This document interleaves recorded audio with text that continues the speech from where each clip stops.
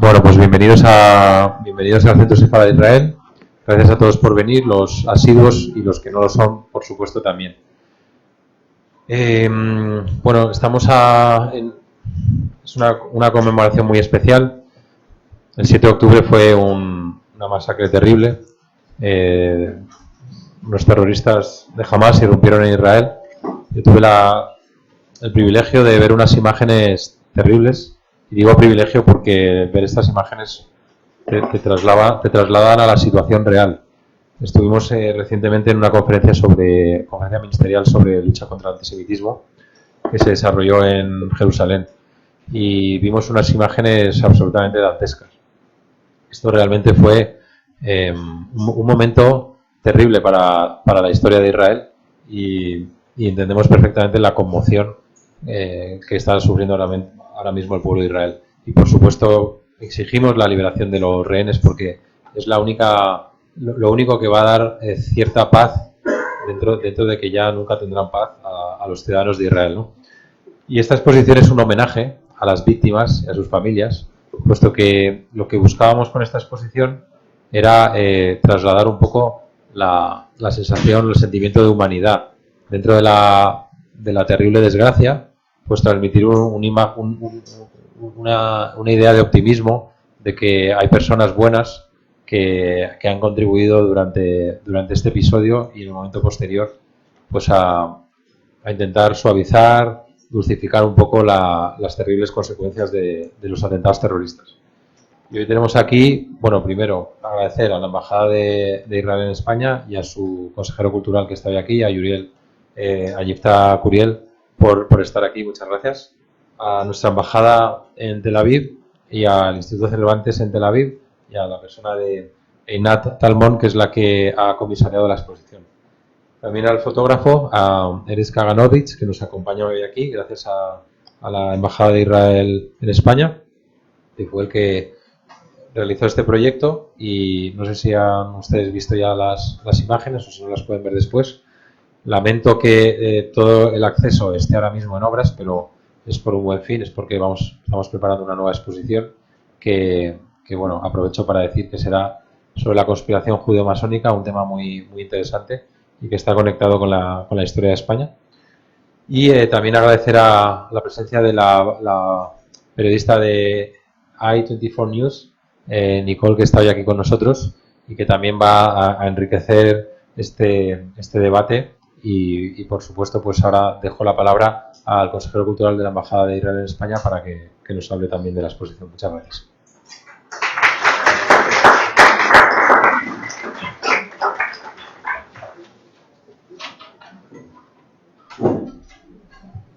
Bueno, bienvenidos al Centro Sefardí Israel, donde hoy nos reunimos en torno a la exposición conmemorando el 7 de octubre en español, del dolor a la esperanza.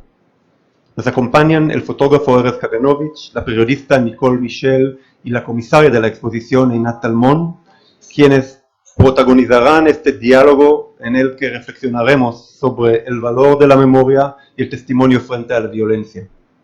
A medida que la actualidad impone nuevas urgencias, es fundamental recordar la magnitud del atentado del 7 de octubre 23, en el que la organización terrorista Hamas arrebató la vida de 1.300 personas. Muchas otras fueron mutiladas, abusadas y asesinadas en los túneles, y aún hoy 58 personas permanecen secuestradas, entre ellas el joven pianista Alon Noel, quien fue arrastrado a los túneles días antes de ingresar en la escuela de piano. La representante de Israel este año en el Eurovision, Yuval Rafael, logró sobrevivir este día ocultándose entre los cadáveres de sus amigos. Nunca olvidaremos que entre las víctimas se encontraban también dos ciudadanos españoles, Maya Villalobos e Iván Yaramendi. Hace apenas unos días fuimos testigos de un nuevo acto de barbarie, el asesinato de una pareja de diplomáticos israelíes en Washington, D.C., unidos en su labor y en su vida, cuyo único pecado fue atender un evento sobre la paz de una organización judía en la ciudad. Como diplomáticos, nuestra labor es tender puentes, fomentar el entendimiento y unir a las personas. Cuanta más gente en España comprenda lo ocurrido en Israel el 7 de octubre y en el tiempo transcurrido desde entonces, mejor podremos entendernos, aprender unos de otros y construir un futuro mejor con la ayuda mutua. Por tanto, la Embajada de Israel junto al Instituto Cervantes de Tel Aviv, la Embajada de España en Israel y el Centro Sefarad Israel han impulsado este encuentro para ofrecer un espacio de reflexión desde una perspectiva hispana sobre la magnitud del 7 de octubre. Con este diálogo buscamos rescatar las voces de quienes han sido afectados y subrayar el papel del arte y del periodismo en la preservación de la memoria. Este encuentro es sobre todo un acto de homenaje y resistencia. Gracias por estar con nosotros esta noche y paso la palabra a Einat.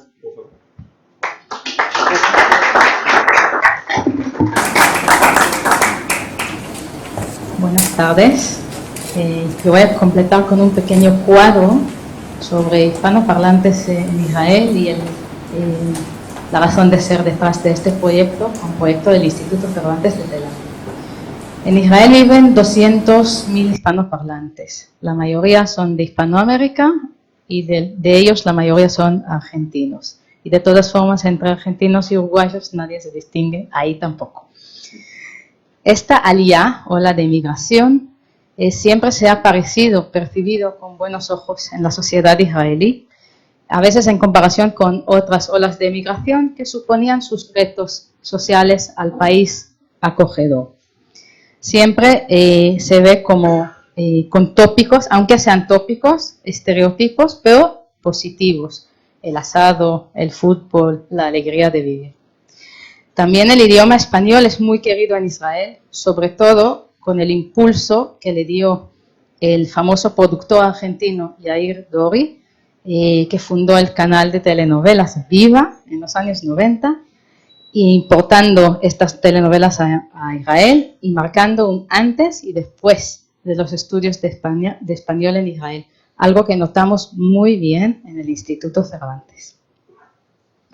Los hispanoparlantes están presentes en todo el país, en todos los campos, profesiones, núcleos urbanos y kibutzim.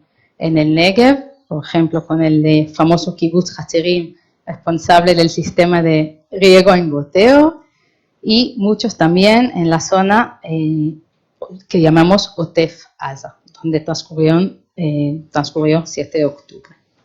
Y entonces es la primera vez que la vida pública israelí que se tiñe esta población de tono un poco menos alegre y más trágico. El Instituto Cervantes en Israel, como su papel en todo el mundo, es la difusión de la lengua y la cultura de los países de habla hispana, pero también es la casa, allá donde esté, de los hispanoparlantes. Así que esta gente son nuestros amigos, son amigos de la casa del Cervantes. Y había que hacer algo con el porcentaje tan alto de esta gente en aquel acontecimiento. Por lo visto, no estaba yo sola en este pensamiento de tener que hacer algo homenajeando o por esta gente, y que este pensamiento atravesó también en la mente de Erez Kaganovich. Erez Kaganovich, fotógrafo, firmado de los proyectos Humans of Tel Aviv, Humans of Israel, Humans of Holocaust y Humans of Cervantes, o sea que ya trabajó con nosotros en un proyecto que hicimos en 2019, fotografiando personas que sirven de puente entre la cultura israelí y la cultura española hispana en campos de diplomacia, economía, cultura, danza, flamenco, gastronomía, fútbol, etc.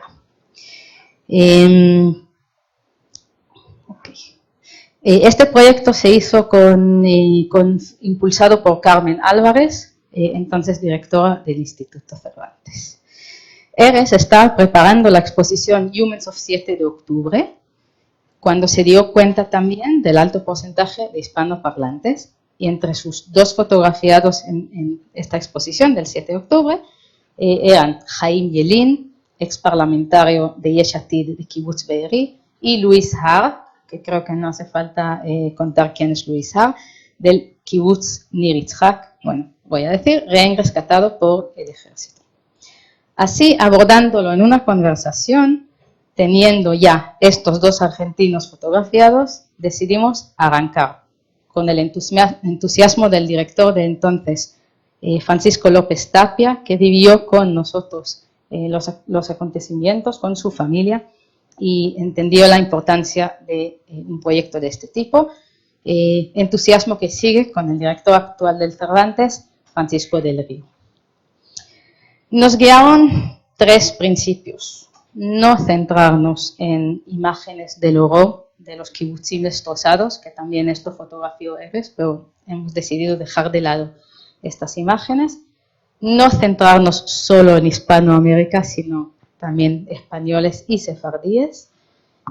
Y no quedarnos anclados solo en lo trágico, sino también narrar otras historias de salvamento, recuperación, solidaridad, diplomacia pública, conmemoración y resiliencia física y mental, personal y de toda una sociedad traumatizada. Y así comenzamos a buscar personas e historias. Algunas nos cayeron, topamos de camino. Por ejemplo, el matrimonio Junio, que conocí en un evento en el Instituto Cervantes, en una conferencia del periodista Enrique Zimmermann. Otros teníamos que buscar sobre Shmuel Cohenblit, que decidió nombrar el proyecto de digitalización de la Biblia en español a nombre de un soldado argentino caído en Gaza. Hemos leído en prensa y hemos dirigido y aceptó con gusto.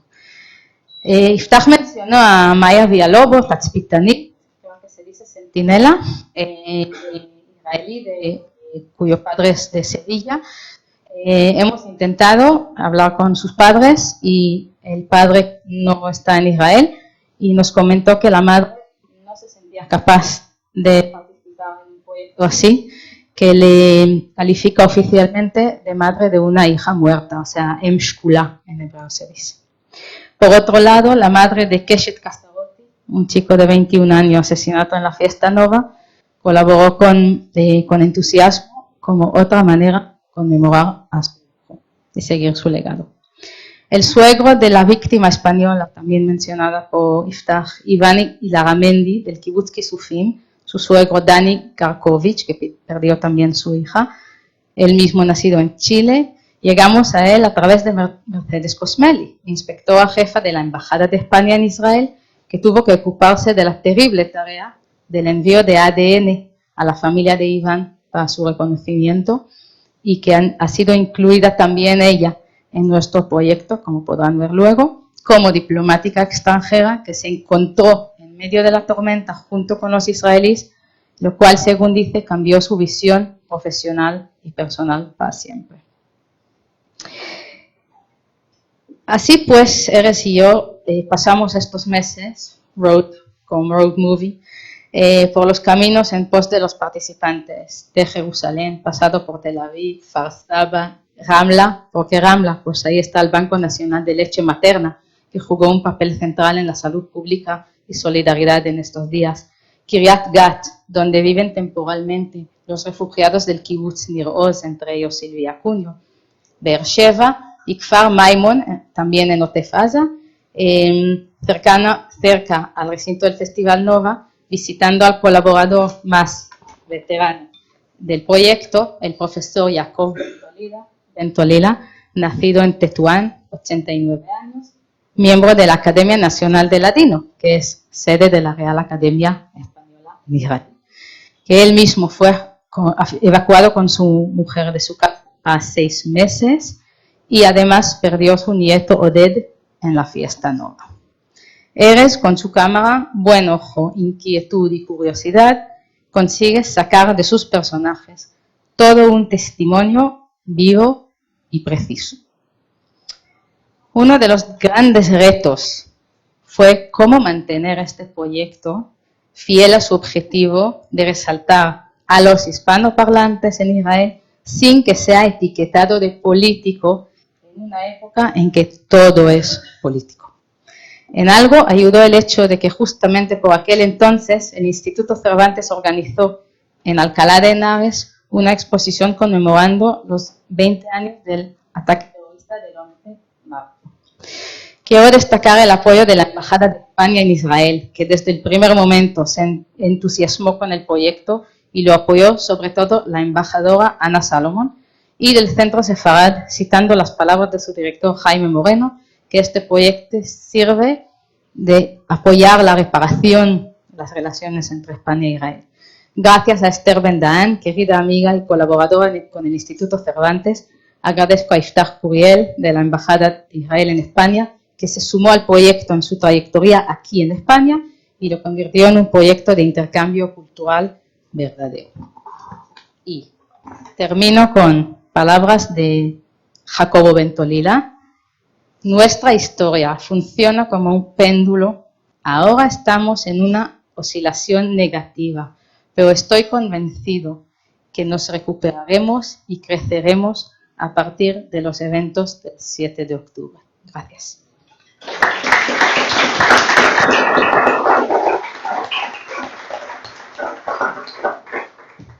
Okay, thank you so much. Is it okay that I will speak without a microphone, or you need the microphone? No microphone, that's right. Need microphone? For the recording? Gotcha. Okay.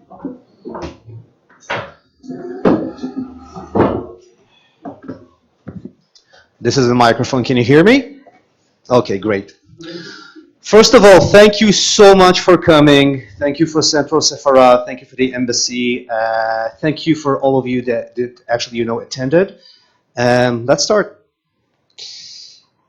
So, a little bit about myself. My name is Erez Kaganovich. I was born and raised in Haifa, in Israel. You're all familiar with Haifa? You've been to Haifa? Well, full house. That's great. I'm a photographer and a storyteller, and I'm the human behind the Humans of Tel Aviv, Humans of Israel, Humans of the Holocaust, Humans of October 7, and right now my new project is Rebuilding Israel. So I want to give you a little bit of a background. Why did I even started all of these projects? Ever since I was a kid, Nino, I was mesmerized by different cultures and different languages. And I remember that I told myself that when I will have enough time and enough money, I would probably hop on the first jet plane and I will go and travel and see the world. And this is exactly what I did. I've been to India 5 times. I've been to the States. Actually, this picture is actually from Madrid in 2019. It's a beautiful place, Madrid. And when you're traveling around the world, what is the first question that probably somebody is going to ask you? Where are you coming from? And the thing is that most of the people didn't realize that I'm coming from Israel. And that is probably because of my accent, which I acquired after watching endless episodes of Seinfeld and Friends. And when people realize that I'm coming from Israel, you could actually see how their facial expressions start to change. You're coming from Israel. Isn't it the place where people are getting exploded all the time? Or you're coming from Israel. Isn't it the place where you're actually at perpetual war with your neighbors? And I was so angry that people had those misconceptions. I'm speaking about 2010. This is not after, October 7th. And I remember that I told myself that if I had the ability to actually take those people back with me to Israel so they can see in their own eyes the diversity and the multiculturalism and the vibrant civil society that we have in Israel, I don't know, maybe, just maybe I will be able to change those misconceptions. And I started the Humans of Tel Aviv project, and so far I have captured more than 3,000 stories of different Israelis. And the idea is actually to show the Israeli society. And luckily enough, this guy came along. And I know there's a lot of criticism right now about social media and about Facebook. But wait a second, look at this picture. It looks like it's a picture from his bar mitzvah, like 20, 25 years ago. And I know there's a lot of criticism right now about social media and Facebook, but when this guy came along, we actually had the ability to upload a picture and upload a story. And if that picture and story is actually interesting, people will engage with that. And I stumbled upon a project called Humans of New York that told the story of New Yorkers. And I said, well, this is exactly what I need to do if I want to tell the Tel Avivian and Israeli story. And I remember that I opened a Google search page and I wrote Humans of Tel Aviv. And I was a little bit anxious because I didn't know if somebody else already understood the potential of creating a project like this. But before I hit the search button, I told myself one thing. I'm not the Prime Minister's office. I'm not the Ministry of Foreign Affairs. I'm not the Ministry of Tourism. I'm going to show the reality the way it is, and I'm going to let other people connect the dots for themselves. And so I started. And I started with Humans of Tel Aviv, and then Humans of Israel, and then Humans of the Holocaust. And in 2016, I published this picture on the International Memorial Day of the Holocaust. And the response that I got from people on my Facebook page was, why are those young people actually tattooed a barcode on their wrist? And I see that you're actually, your eyebrows is actually going up. But that was the conversation. And actually what happened is that a lot of people started to educate other people about the Holocaust and about what happened in Europe 80 years ago. And I would like to ask you, what do you think about this picture? Do you think this picture is a good way to commemorate the memory of the Holocaust? I see some people, are like this, because even in Israel, according to halakha, according to Jewish law, you're not allowed to tattoo anything on your body. And when I published this picture, it went viral, and it reached more than 1 million people all across the world. And I realized that I have the ability to better inform and to better educate people about the Holocaust. Now, when you look at this picture, you can see there's a Star of David over here, number 6. You can see the diamond. The last name of the context of this picture is that the grandkids of Yosef Diamant decided to commemorate his memory by tattooing this number, his Auschwitz number, and their last name was Diamant. So this is the reason why you see a diamond over there. And you can see even, the Star of David. And I published this picture, and there was it was really interesting. And I never thought that I would create a project that will deal with Holocaust. But in 2019, I stumbled upon a survey that showed that 66% of young millennials in the States never heard about Auschwitz. 50% of those young millennials could not even name one concentration camp or a ghetto. Now, that was only one part of the problem. The other part of the problem was that there was this rise in anti-Semitism. So if you're not aware what actually happened in the Holocaust, you won't be alarmed when there will be this rise in anti-Semitism. And I realized that, in the beginning I was really angry of those young millennials. But then when I thought about it, I realized when I was their age, I didn't want to have any connection to the Holocaust whatsoever. Now you got to understand my background. I'm Jewish. My grandfather was a Holocaust survivor. I grew up in Israel, which means you have Holocaust education from first grade. I never ever thought to go to Poland to those educational trips. So if I, with all of my background, didn't want to have any connection to the Holocaust, why would, let's say, somebody from Madrid would want to learn about the Holocaust? And then I realized that we have to tell the story of Holocaust survivors in a different way. It has to be optimistic. It has to be full of life. It has to be something that people are scrolling down their feed, they will stop and they will look and they will try to engage with that story.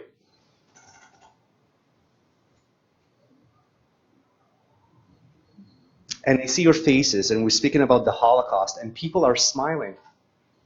And this is exactly the idea, because we have to tell the story in a different way. And in this picture, you can see Dougal Leitner, a Holocaust survivor from Auschwitz. And he told me that the only thing that actually kept him going while he was in Auschwitz was his sense of humor. So we decided to create this picture. This is actually Miss Holocaust Survivor.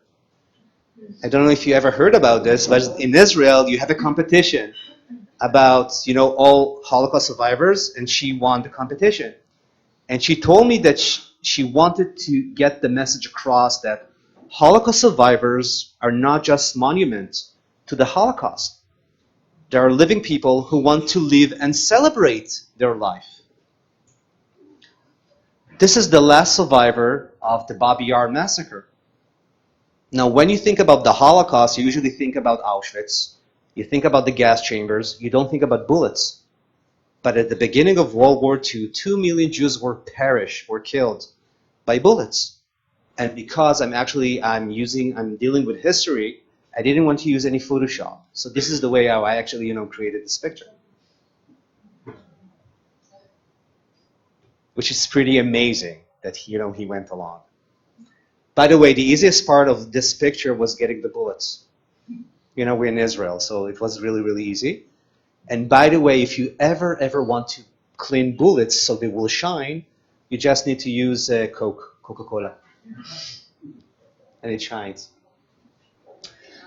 And I actually had the privilege today, as I'm in Madrid, to take the picture of another Holocaust survivor living in Madrid. She actually has right now an event at the German embassy for Zikaron Basalon. Amazing Eva. And she's such an amazing person. And I'm happy that I had the privilege to take her story and her picture. I presented the Humans of the Holocaust exhibition this January, 80 Years for the Liberation of Auschwitz, at the World War II Museum in New Orleans in the United States, also at the Federal Ministry of Justice in Berlin. And I was really glad because my last name is Kaganovich. And my grandfather told me he was a Holocaust survivor. And he told me no matter what is going to happen in your life, never ever change your last name. And when I got to that exhibition in Berlin at the Federal Ministry of Justice, I told them about my grandfather. And I told them about the story that he asked me never to change our last name. And I told him that not only did I never change my last name Kaganovich is presented proudly at the Federal Ministry of Justice in Berlin 80 years after the liberation of Auschwitz. So this was like a full circle. So, Humans of October 7. It all started around 6:29 in the morning. I'm living in Tel Aviv, but I was in Haifa that day, and my kid Barry came to me and told me, listen, there's alarms, there's something going on. And I told him, this is probably only rockets, We've been there, we're familiar with that. And I told him, don't worry, go back to sleep. But the thing was actually, started to change when I saw this picture. This is a picture that I saw around 7:30 in the morning. This is a pickup truck in Sderot. Sderot is around 4 kilometers from the Israeli border. I remember that I was like scrolling down my feed on Twitter. And then I saw this car, and I said to myself, this can't happening. This is not happening. And I was still, probably it's only one car. So don't worry too much. Probably the whole of the IDF is on its way to actually, to eliminate them. But as the day started to unfold, you started to realize what happened. And as a photojournalist, I went to take pictures in Be'eri. And there is something very, very crucial that you have to understand about, being in Israel. When you grew up in Israel, you grew up with a sense that no matter what is actually going to happen to you, the IDF and the government will do everything in their own power to save you. You can be a mochilel, you can be, traveling all around the world. You can be in India, you can be in Thailand, you can be in Machu Picchu. Something will happen to you as an Israeli, the Israel government will send a delegation to save you. But this time, an hour and a half from Tel Aviv, an hour and a half from Jerusalem, they weren't there.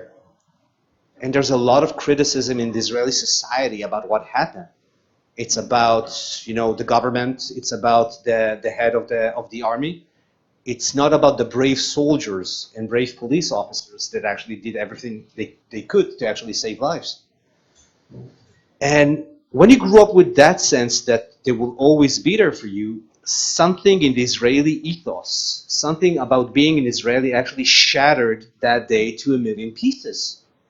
And it's going to take a lot of time to actually, to rebuild that trust.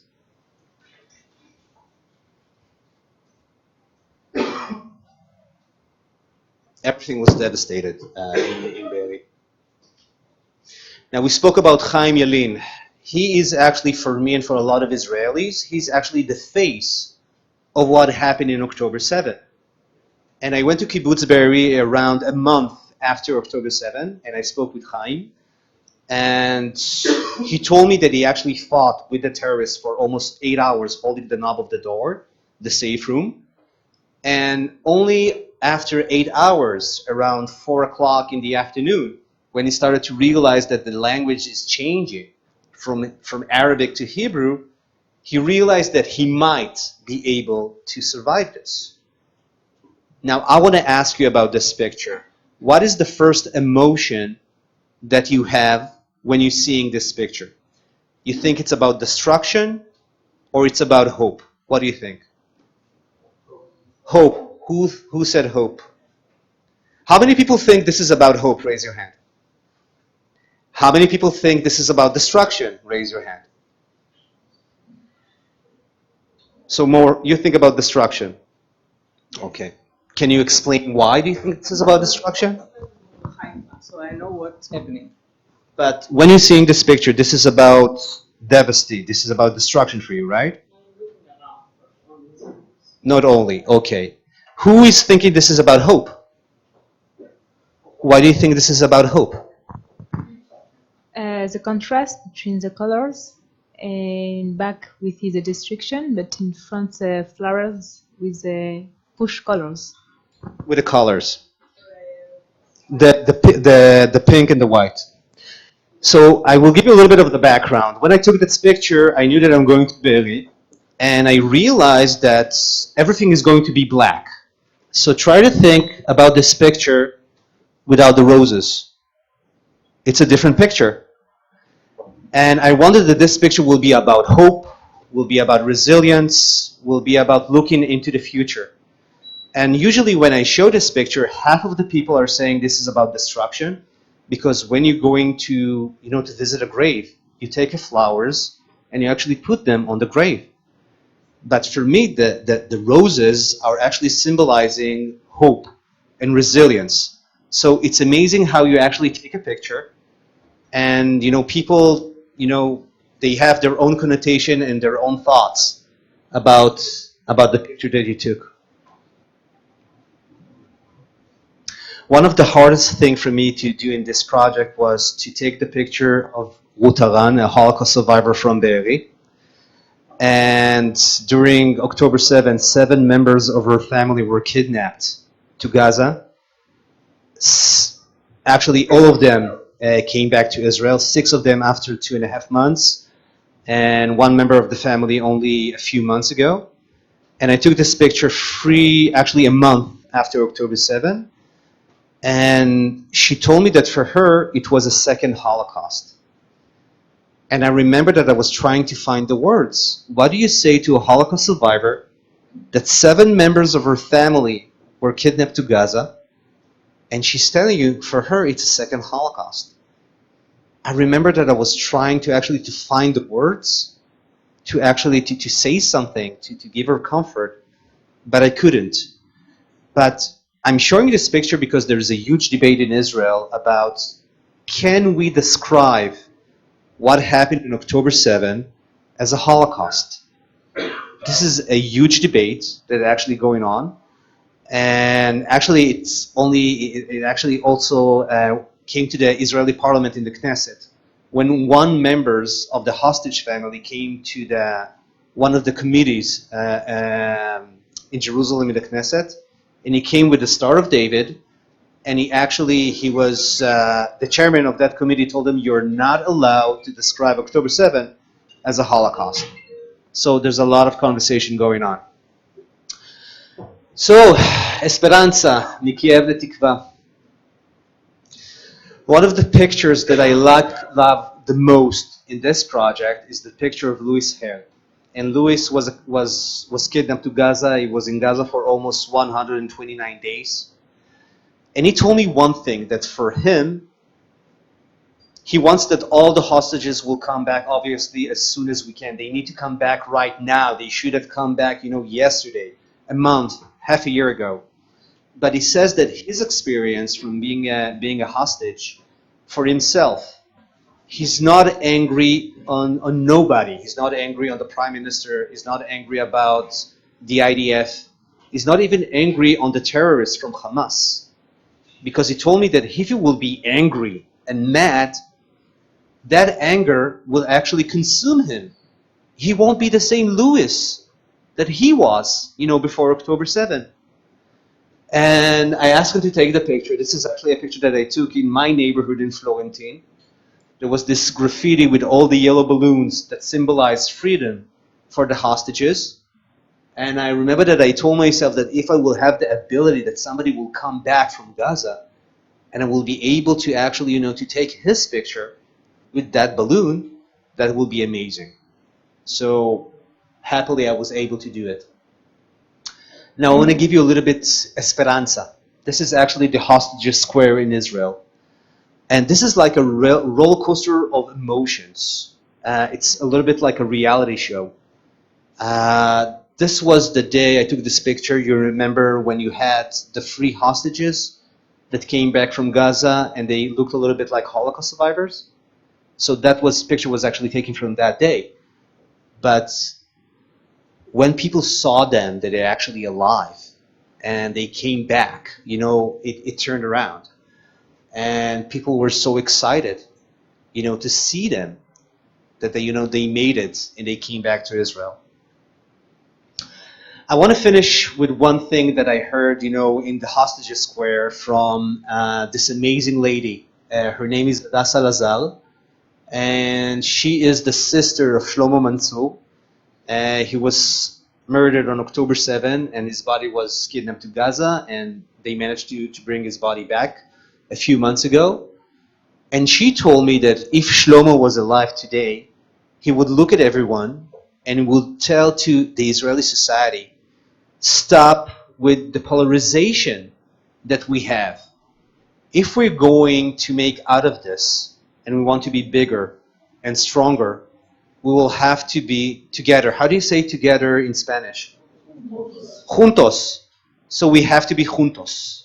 We have to be like this. Thank you so much for listening.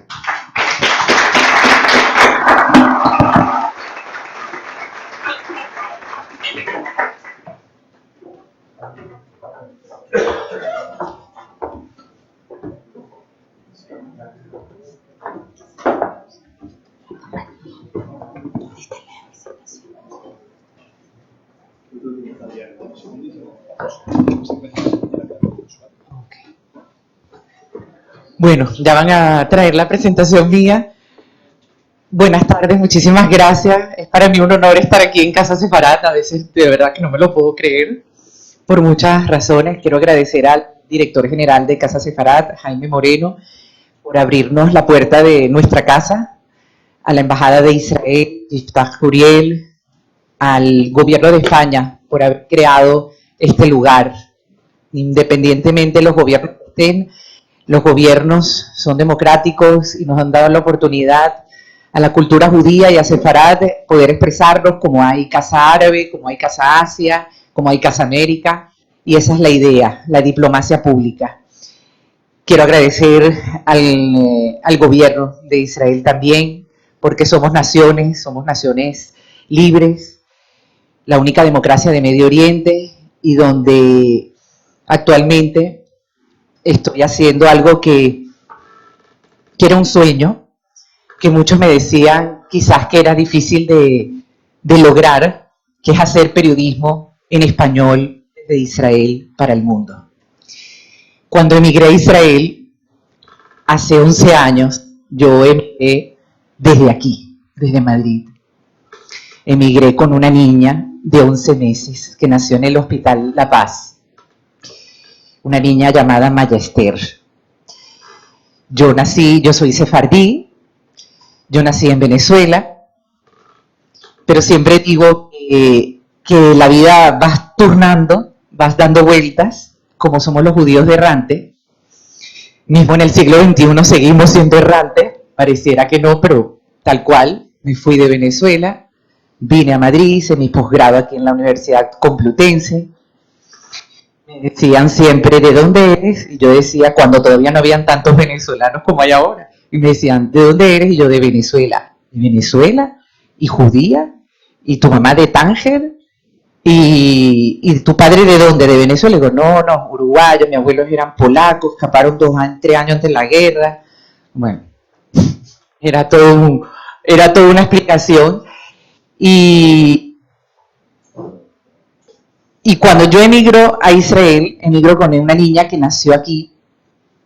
En Israel tuve a mi hijo 3 años después, que nació en el sur de Israel, en Beersheba, y siempre digo que mis hijos le dieron al legado familiar el regreso a los orígenes.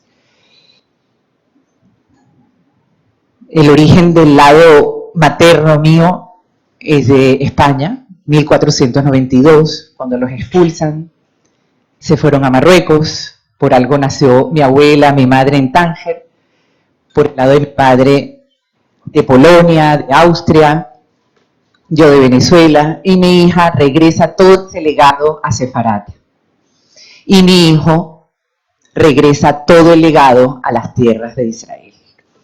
Entonces con ellos cumplí un sueño, y por ellos, que están en Ranana, en la ciudad donde yo vivo, les dedico mucho mi trabajo como periodista, y por eso esta ponencia, que ya yo la he hecho en otras oportunidades, se llama Cuando la energía hispana supera las barreras de la guerra.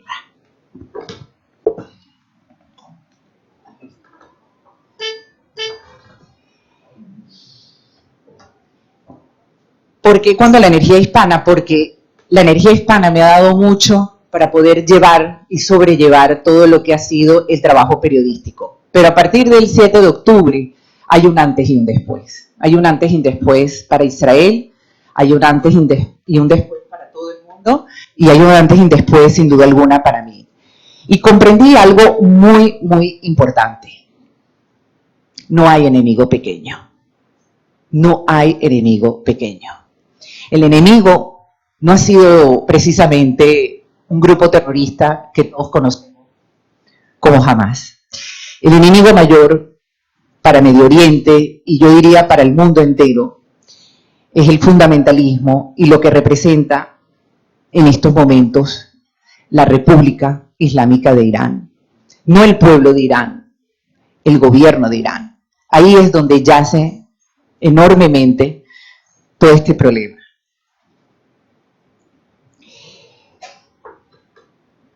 Cuando sucede todo, cuando ha sucedido todo en Israel, y cuando vemos la cantidad de misiles que hemos sobrellevado, ahí es cuando uno se pregunta si se imaginarían ustedes en Madrid tener que vivir miles y miles de misiles constantemente. El día de ayer, yo más allá de llevarlo, les voy a dar más anécdotas. El día de ayer llamé a mi hija para decirle que había llegado ya a Madrid, y me dice: mamá, sonó la alarma. Y le digo: ¿están bien? Sí, nos metimos al cuarto de seguridad. Oímos algo, pero estábamos tranquilos.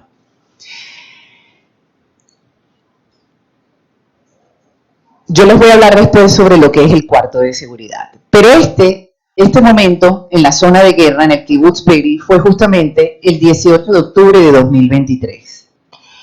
Fue la primera vez que yo tuve la oportunidad de ir como periodista en un momento muy difícil para llegar, y fuimos en un autobús que nos llevó a distintos periodistas del mundo que estábamos ahí y que podíamos estar acreditados. A ver cómo se hace esto en Play.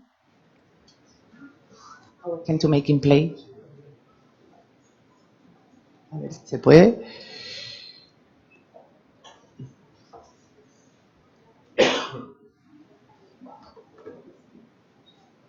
¿Quién conoce esto?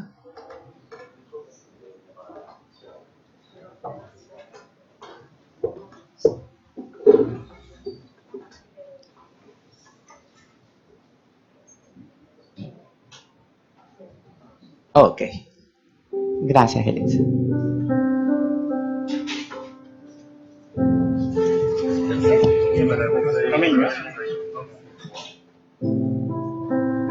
Poniéndome el chaleco de seguridad.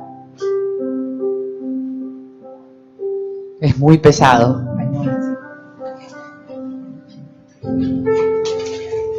Apenas 7 días del 7 de octubre.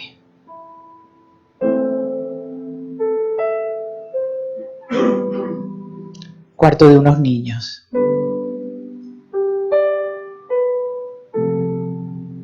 sangre.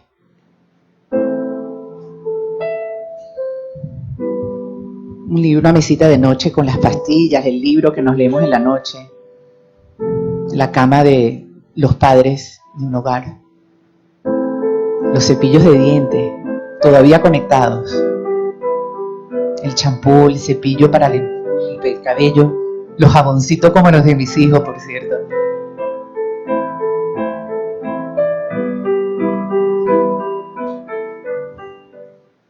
Pensar que aquí quemaron a una familia, una casa, como hispana, como sefardita, venezolana, que soy, como israelí, como periodista, como madre y como judía, debemos de tomar conciencia y en nuestro idioma les llamo a que de ceder, a que tomen conciencia de lo que ha significado esto en Israel.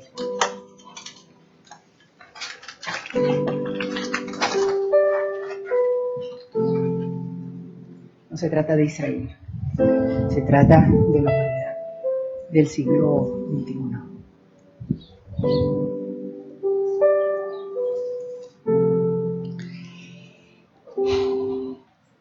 Y por eso digo que cuando nos califican a Israel, cuando nos califican a Israel de genocida, a mí me ha costado muchísimo procesarlo, muchísimo. Porque Israel no tan solo está resguardando a un país donde viven casi 2 millones de musulmanes, donde la profesora de árabe de mi hija se llama Mali, y es una musulmana árabe israelí, mi hija también aparte estudia árabe en el colegio, sino donde estamos resguardando el concepto humanitario y de seguridad del mundo, porque el yihadismo no comprende de diálogo, de entendimiento, porque la razón fundamental es cuando un país quiere destruir otro, como es el caso de Irán, y cuando hablamos de evitar la bomba atómica, no es una cuestión de decir qué exagerado decir sobre la bomba atómica, porque cuando se hizo Hiroshima y Nagasaki, que no sabemos hasta el día de hoy si realmente fue necesario o no, y nos cuestionamos, se hizo. Y esa es la base fundamental por la que el Estado de Israel no va a parar, independientemente de todas las críticas, seguir resguardando el Estado. No se trata de ni limpieza étnica ni genocidio, que es muy duro y mucho en la prensa del país, de España, y hablo como madre de esta lengua tan maravillosa de Cervantes, sino de dañar en una situación tan compleja, porque lo que estamos viviendo es una guerra, y la guerra es muy dura, con parámetros y con un enemigo que ha convertido esta guerra en una guerra híbrida, militarmente compleja, donde no tan solo acaparó a rehenes israelíes, no tan solo asesinó previamente, sino que también tiene rehén a su propio pueblo. Lo tiene de rehén en la ignorancia, lo tienen de rehén como escudo humano, y han sabido vender todo ese cuadro a un sistema internacional mediático.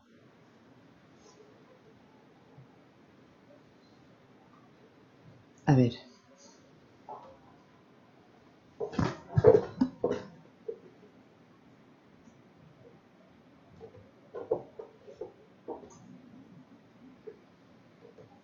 Lleno de balas, lleno de balas, lleno de balas esta central que fue demolida completamente para poder terminar con todos esos terroristas que habían capturado la central de policía de Sderot. Balas, una ciudad civil israelí que está a 1 hora y 15 minutos de Tel Aviv. Imagínense, Imagínense si Tel Aviv hubiese estado con esta cantidad de balas. Imagínense ustedes que aquí tan bella la calle Mayor,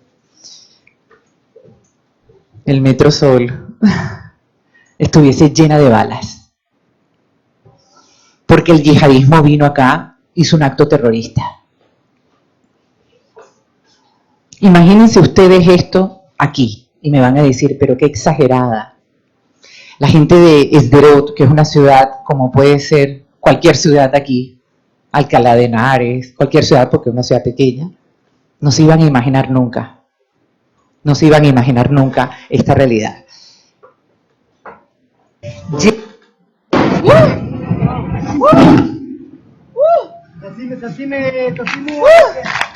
צריך לזוז מכאן. צריך לזוז מכאן.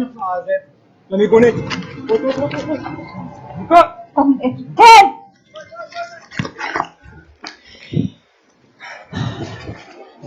El periodismo es una carrera y un mundo de muchos retos. Y he tratado en lo máximo poder narrarla en español. Es que tendría tanto que contarles. 5:59. Eran épocas donde mis hijos estaban sin colegio. Decidí en esa época, cuando se paró el sistema educativo en Israel, mandar a mis hijos a Madrid. En la ciudad de Sderot, en el sur de Israel. Mis hijos estuvieron 2 meses aquí en Madrid. También distintos medios de comunicación internacional. Porque eran diarios los misiles. Las fuerzas de Y cuando estaban aquí en Israel, resguardan. yo recuerdo que mi madre le decía a los niños, 30.000 habitantes, que habrán 100, 200 personas. no hablen hebreo. Han sido desalojados por su seguridad. Es una ciudad que está aún... No hablen hebreo, porque mis hijos hablan perfecto español. Que mis hijos en el siglo XXI hayan tenido que sentir el que no pueden hablar su idioma es muy fuerte. Cuando ya estaba próximo a que mis hijos regresaran de Madrid a Israel, y mi hija llegó en el aeropuerto, me dijo, al fin, mamá, ya, y eso que conmigo habla español, puedo hablar en hebreo. 11 de septiembre, 11 de marzo.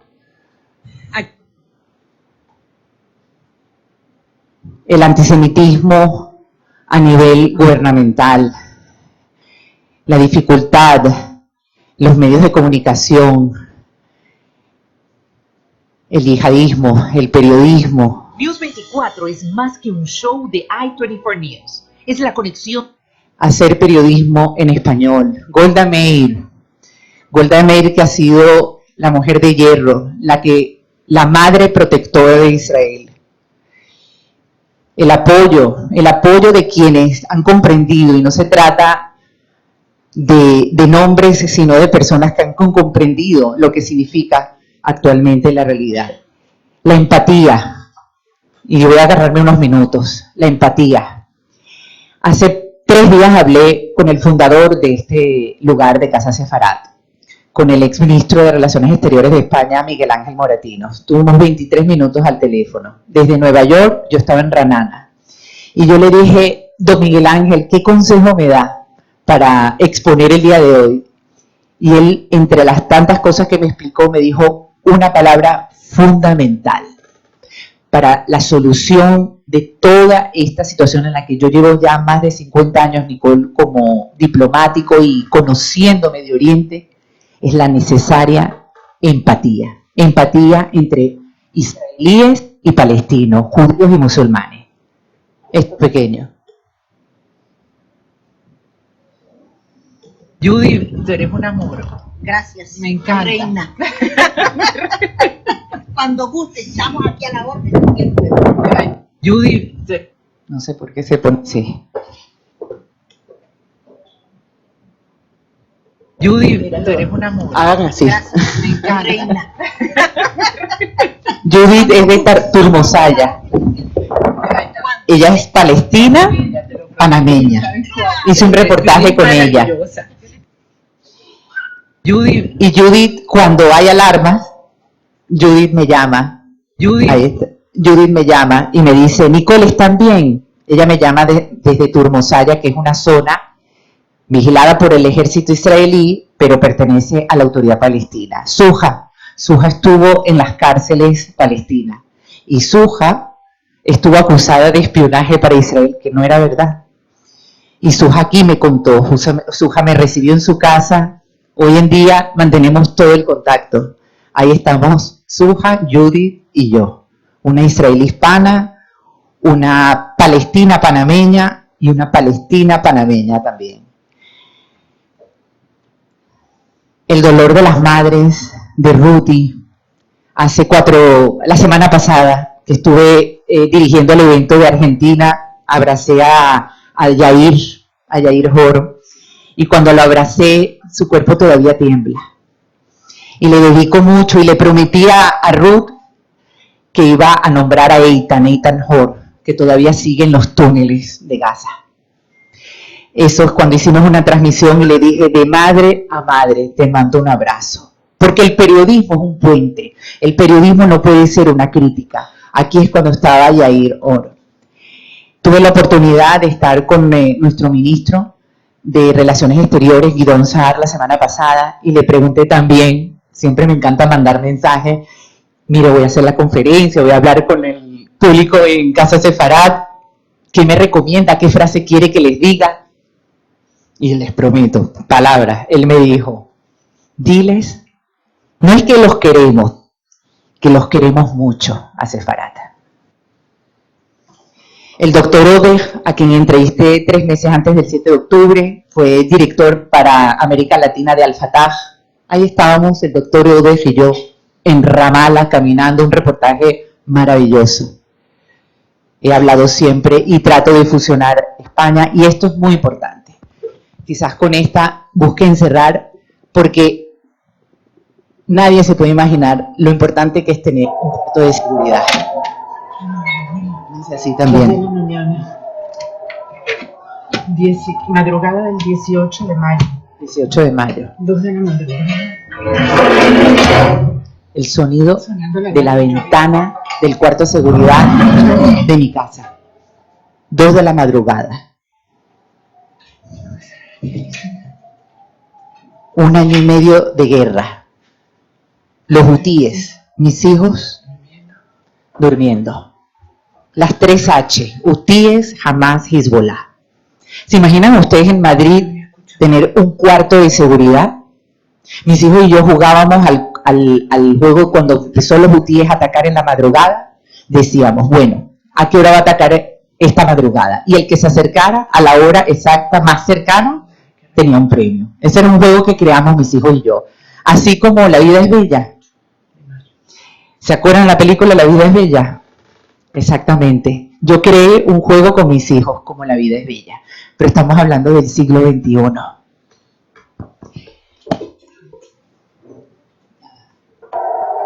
Y antes, ya va. Es que es tanto. Y Mansur, que le estaba diciendo Eretz, el periodista, The Journalist, está en su casa. Quizás quiero cerrar con esta niña y con mi hijo, con ellos voy a cerrar. Esta niña nació en Madrid el 20 de septiembre de 2012.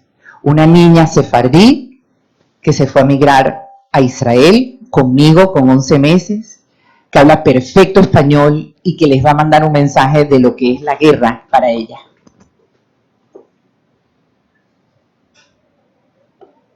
Israel es un lugar muy bonito y muy bueno. Israel es un lugar muy bonito, muy bueno. Y es un lugar mágico. Es un lugar mágico. Y sí, gracias. Y muchas gracias. Y no puedo sacar del niño. ¿Ustedes tienen niña y niño?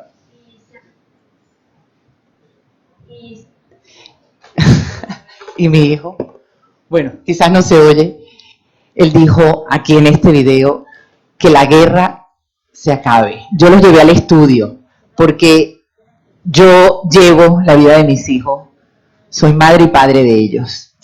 y yo quise que ellos entendieran qué significa ser periodista, por qué mamá llega tarde muchísimas veces a la casa.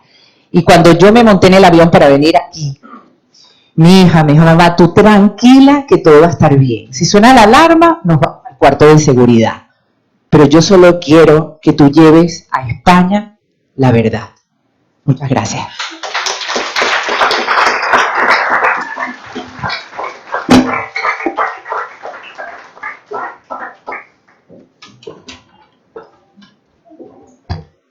Gracias Einat, Erev, Nicole, gracias Jaime por estar aquí con nosotros esta noche.